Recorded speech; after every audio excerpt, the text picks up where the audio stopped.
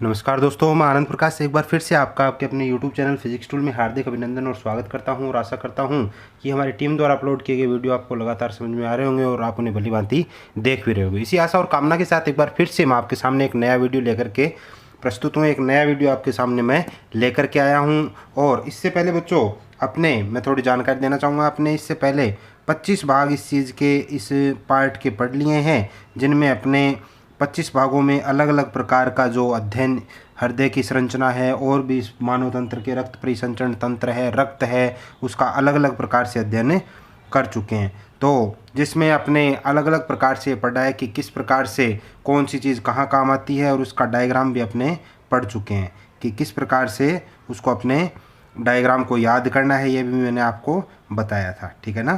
तो आपको इस प्रकार से इस चीज़ को भली भांति तैयार करना है और समझना है, ताकि आपको किसी भी प्रकार की समस्या का सामना न करना पड़े। जब आप क्लासों में जाओ या एग्ज़ाम हो आपके, उस टाइम आपको किसी भी प्रकार की समस्या का सामना न करना पड़े। तो यही आशा और कामना मैं आपसे करता हूँ कि आप इस चीज़ को अच्छे ढंग से भली भांति तैयार करोगे।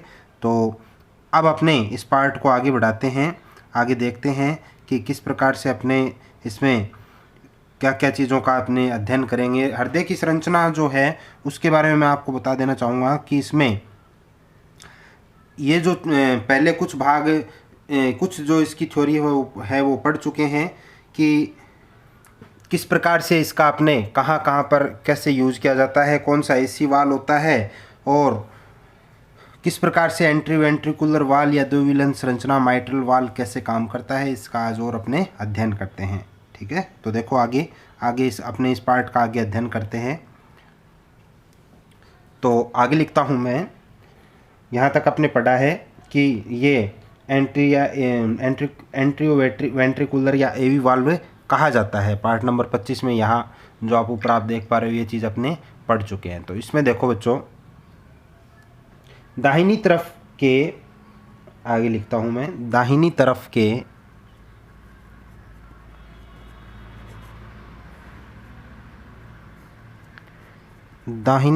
के नीले व आलिंद के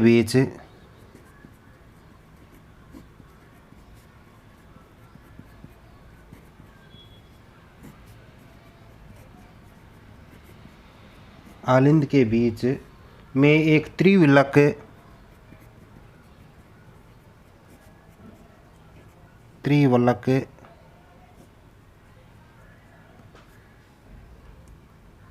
एंट्रियोवेंट्रिकुलर वाल्व पाया जाता है। एंट्रियोवेंट्रिकुलर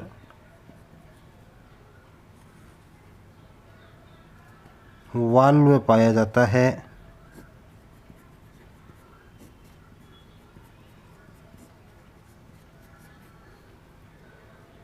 ये कपाट रुधिर को विपरीत दिशा में जाने से रोकता है। ये कपाट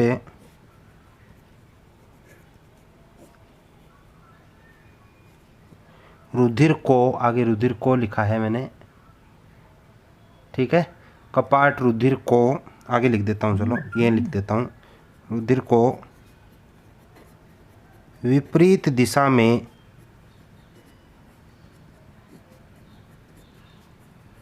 जाने से रोकता है। ठीक है, यानी ये जो कपाट है, ये जो ब्लड है उसको विपरीत दिशा में नहीं जाने देता है, उसको रोकता है विपरीत दिशा में जाने के लिए। ठीक है, तो विपरीत दिशा में जाने नहीं देता है। फिर आगे, कपाट के खुलने में बंद होने से लबडब की आवाज़ आती है। अब ये जो कपाट है, ये विशेष बात है, ये जो कपाट है ये जब खुलता है या बंद होता है, यानी कपाट खुलता है या बंद होता है, तब लब और डब की आवाज़ आती है। ऐसे जो आपने सुना होगा, जैसे मैं आपको बता दूं आपकी काइंड इन्फॉर्मेशन के लिए, कि जब हृदय हार्ट जिसको अपने बोलते हैं, वो जब धड़कता है तो कुछ आवाज़ आती है। आपने सुना होगा, आवाज़ें सुनी होंगी, जिसे इसमें लब डब की आवाज़ कहा गया है। ठीक है ना। तो जब हार्ट या हृदय धड़कता है तो कुछ विशेष प्रकार की आवाज़ आती है। तो क्या कहते हैं कि कपाट के खुलने व बंद होने से, कपाट के खुलने व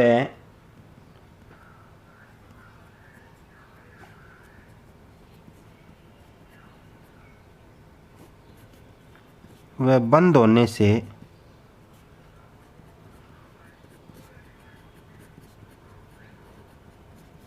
लब डब की आवाज़ आती है। कपाट के खुलने व बंद होने से लब डब की आवाज़ आती है तथा दायां व बायां आलिंद व नीले और दायां व बायां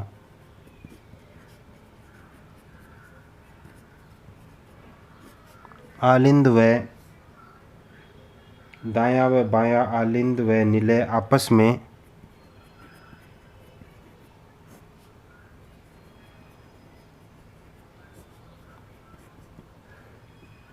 में पेशीय झिल्ली से अलग होते हैं।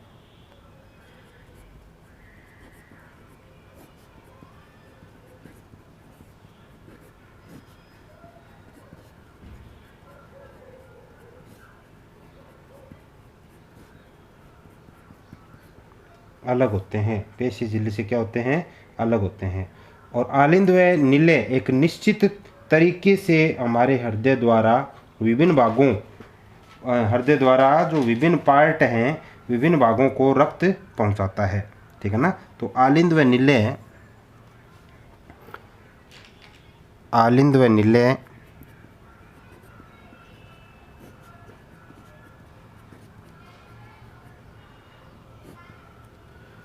आलिंद व नीले एक निश्चित तरीके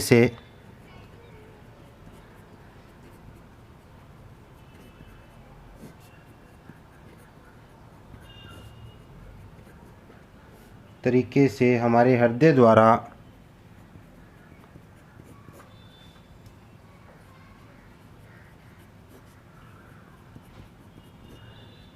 द्वारा विभिन्न भागों को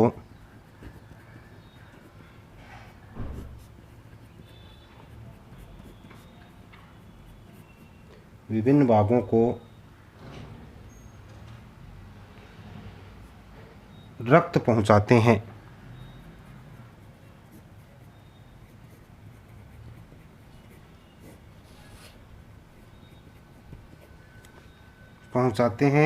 इसमें अशुद्ध अपशिष्ट मिला रक्त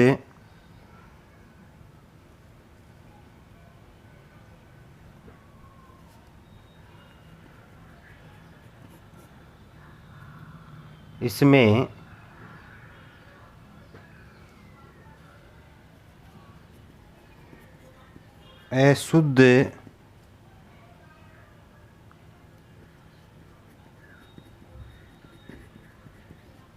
अपशिष्ट मिला रक्त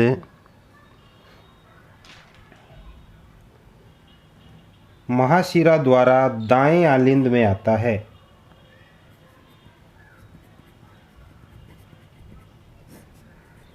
महाशिरा द्वारा दाएं आलिंद में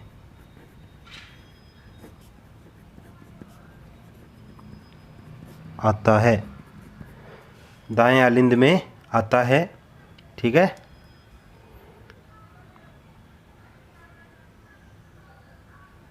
इसमें मेरे को लग रहा है फिर से कैमरे में कुछ टेक्निकल प्रॉब्लम हो गई है। चलो करते हैं, इसको तो पूरा करते हैं। मिला रक्त क्या बताया था मैंने? हाँ, इसमें अशुद्ध अपशिष्ट मिला रक्त जो होता है महाशिरा द्वारा दाएं आलिंद में आता है, जिसके बाद दाहिना एंट्रियोवेंट्रिकुलर वाल्व खुल जाता है। जिसके बाद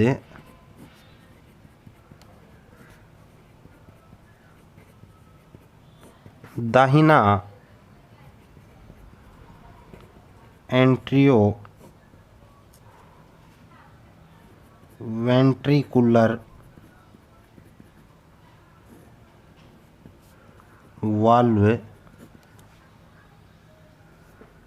खुल जाता है और आलिंद से रक्त दाएं नीले में प्रवेश करता है।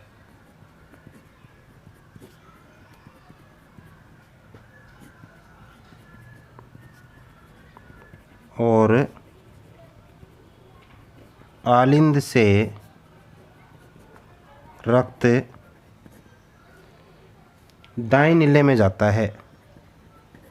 ये प्रक्रिया इस प्रकार चलती है, दाएं नीले में जाता है, ठीक है ना, दाएं नीले में जाता है, ठीक है। और दाएं नीले के संकुचित होने पर फुफ्फुस ध्वनि रक्त को फेफड़ों में ले जाती है, ठीक है ना। और ये जो प्रक्रिया है इसमें क्या है कि दाएं नीले के संकुचित होने में फुफ्फुस धमनी रक्त को फेफड़ों में ले जाती है। फुफ्फुस धमनी जो है वो रक्त को कहाँ ले जाती है? फेफड़ों में, फुफ्फुस धमनी। तो मैं लिख देता हूँ यहाँ आगे। और दाएं नीले के संकुचित होने पर, और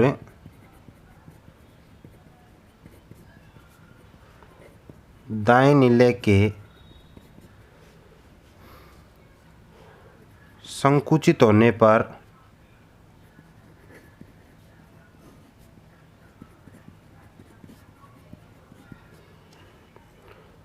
संकुचित होने पर दिखाई दे रहा होगा आपको, इसमें ये प्रॉब्लम चल रही है। दाएं नीले में संकुचित होने पर फुफ्फुस धमनी रक्त को फेफड़ों में ले जाती है।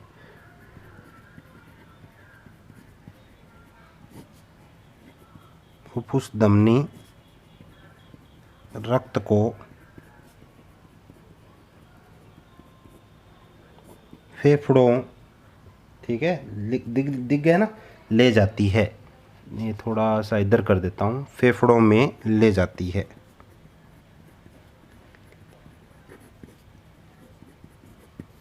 फेफड़ों में ले जाती है, ठीक है।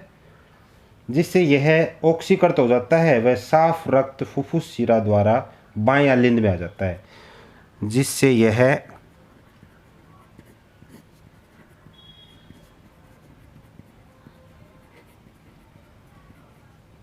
ऑक्सीकृत होता है,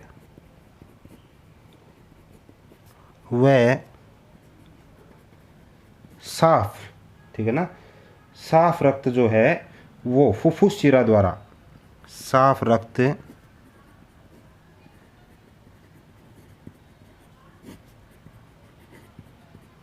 फुफ्फुस शिरा से बाएं आलिंद में आ जाता है।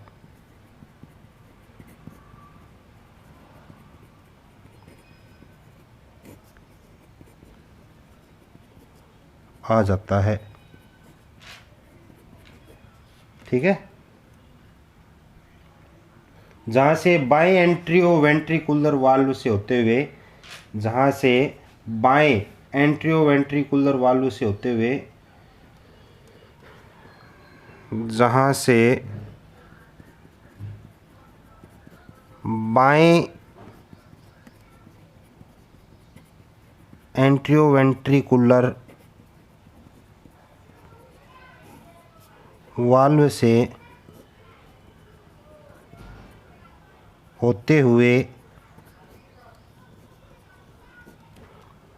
बाएं एंट्रियोवेंट्रिकुलर वाल्व से होते हुए, दिखाई दे रहा होगा,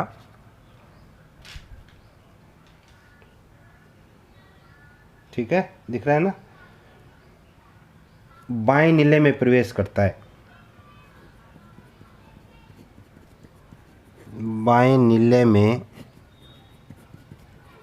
प्रवेश करता है,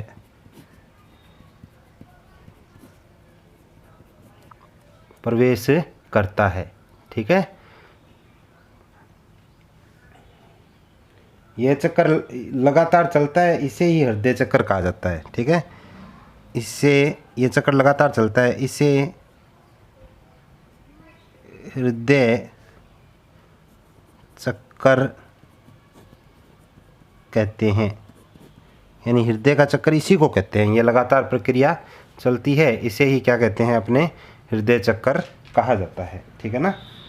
और हृदय में होने वाले संकुचन को प्रकुंचन और शिथिलावस्था को अनुशिथिलन कहा जाता है, ठीक है ना। हृदय में होने वाले हृदय में होने वाले संकुचन को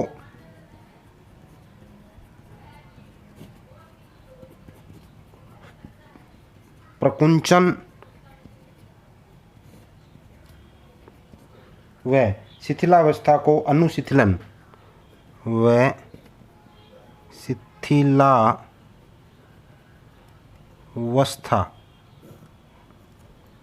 शिथिलावस्था को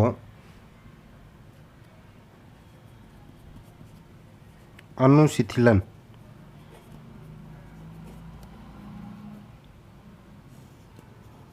कहते हैं। ठीक है ना, इसे मैं अंडरलाइन कर देता हूँ। प्रकुंचन और अनुशिथिलन कहते हैं, ये दो डेफिनेशन हो गई और ये हृदय चक्कर कहलाता है। ठीक है ना, ये ध्यान रखना, इसे शिथिलन और अनुशिथिलन कहते हैं। इस पूरी प्रक्रिया में रक्त 2 बार हृदय से गुजरता है। पहले शरीर से अशुद्ध रक्त जाता है और बाद में शुद्ध रक्त फेफड़ों से हृदय में प्रवेश करता है। इसमें रक्त 2 बार हृदय से गुजरता है। संपूर्ण प्रक्रिया में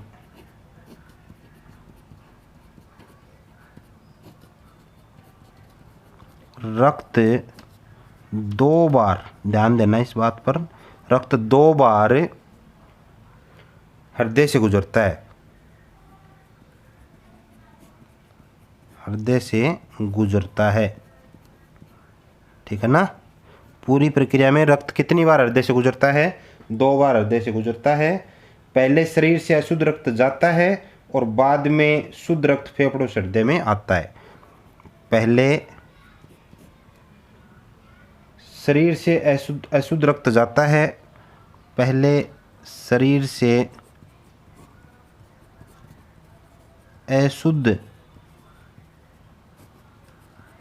रक्त जाता है। शरीर से अशुद्ध रक्त जाता है, ठीक है ना, और बाद में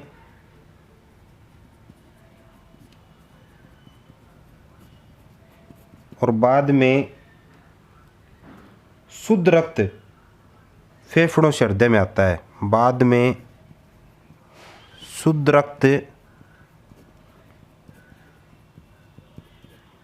फेफड़ों से हृदय में आता है।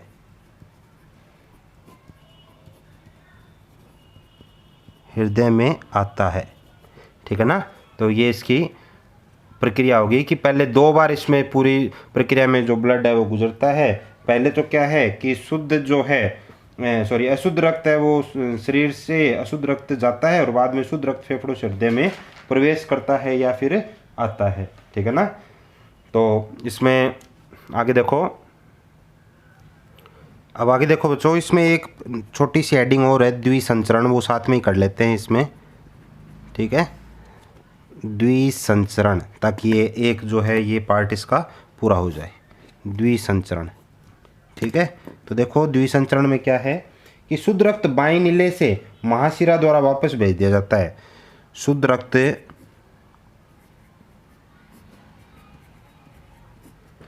बाएं नीले से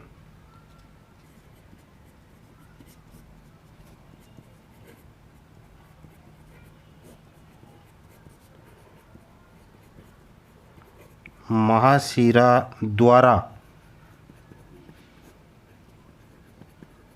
वापस भेज दिया जाता है। वापस भेज दिया जाता है। ऐसे परिसंचरण को द्विसंचरण कहते हैं। इसे द्विसंचरण कहते हैं। यानी ऐसा जो परिसंचरण है ना, आना जाना जो ब्लड का है, वही द्विसंचरण कहलाता है। ठीक है ना, कहते हैं या कहलाता है। ठीक है, तो ऐसे जो परिसंचरण को द्विसंचरण कहते हैं, याद रखना। ठीक है, जो कि हृदय की गतिविधियों की गति निर्धारित करता है। ठीक है, जो कि हृदय की गतिविधियों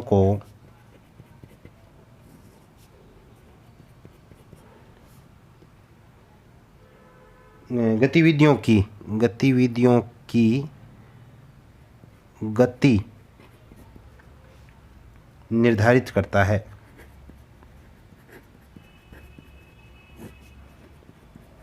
गति निर्धारित करता है, जिसे यानी ये जो हृदय की जो गतिविधियां हैं इनकी गति को क्या करता है, ये निर्धारित करता है बच्चों, ठीक है ना। यानी अब इसमें द्विसंचरण कहा जाता है, एक फुफ्फुसीय तथा दूसरा देहिक होता है। इसमें वो जो है ना द्विसंचरण जो प्रक्रिया है उसमें एक तो फुफ्फुसीय होता है और दूसरा देहिक होता है, ठीक है ना। और ये जो है जो इसमें जो ये पेशीन्यास स्वयं उत्तेजनीय होता है, ये हृदय है ना, ये पेशीन्यास स्वयं उत्तेजनीय होता है, अपने आप उत्तेजित होने वाला। और हृदय की जो गतिविधियों की गति निर्धारित करता है ये, ठीक है ना। ये विशेष बात क्या है कि ये हृदय की गतिविधियों की गति को भी लिख सकते हैं, यहाँ गति को क्या करता है, ये निर्धारित करता है, ठीक है। इसे पेस मेकर गति या गति प्रेरक कहा जाता है, ठीक है। इसे पेस मेकर या गति प्रेरक या फिर गति प्रेरक कहा जाता है। गति प्रेरक कहा जाता है, पेस मेकर या गति प्रेरक कहा जाता है। इंपॉर्टेंट चीज़ है, ध्यान देना, ठीक है। ऐसी डेफिनेशन नहीं बनती, ये द्विसंचरण वाली है, ये है, ये छोटी छोटी परिभाषाएं, इसको ध्यान देना आप। ऐसी परिभाषाएं पूछ ली जाती हैं, ठीक है ना, तो इनको ध्यान देना आप। ऐसी डेफिनेशन पूछ ली जाती हैं छोटी छोटी, तो इन पर आप विशेष ध्यान देना, ठीक है। तो आज की वीडियो में बच्चों इतना ही पढ़ेंगे अपने, ठीक है। बाकी अगला जो भाग है वो आगे की वीडियो में पढ़ेंगे, क्योंकि इसमें थोड़ी टेक्निकल प्रॉब्लम भी चल रही है, इसको मैं समाधान करूंगा, ठीक है। तो तब तक के लिए धन्यवाद, और ज़्यादा से ज़्यादा आप अपने इस यूट्यूब चैनल को शेयर कीजिए। वीडियो पसंद आता है तो उसे लाइक ज़रूर कीजिए, लाइक करना नहीं भूलिए, और ज़्यादा से ज़्यादा आप अपने मित्रों दोस्तों को इसको सब्सक्राइब करवाइए बच्चों हमारे यूट्यूब चैनल को। तब तक के लिए धन्यवाद, आपका दिन शुभ रहे। जय हिंद, जय भारत।